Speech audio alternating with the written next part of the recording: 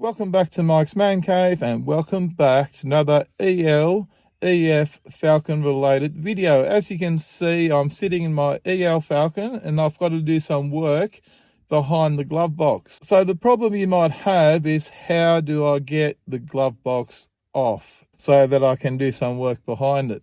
And you won't need any tools to do it whatsoever, just your hands. So here's your glove box.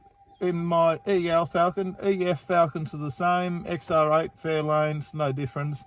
And look, this works with a lot of other Falcon models as well, probably AU, BA, BF, they're all very similar. So you open up your glove box, and there's two tabs. There's one on this side and one on that side. You can see that one there, and you can see this one here. So all you need to do is get your fingers in there and press those tabs in to release them, and your glove box folds down.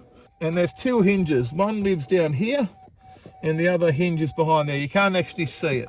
And all you do now that you've released your glove box is lift it up from underneath, and there's your glove box out of the car. It is that easy. Now Jamie's just going to drop the glove box back in for us, so just keep in mind, let's have a look at the bottom of it while we've got it out. There's one hinge and there's the other hinge. Okay, they're only just little plastic hinges, and they locate there and there. So you slip the bottom back in,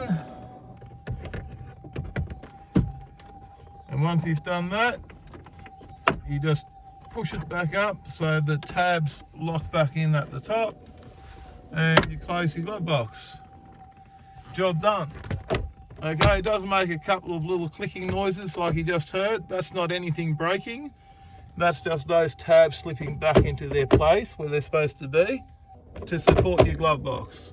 There you go, all working again perfectly as God intended, or maybe Ford.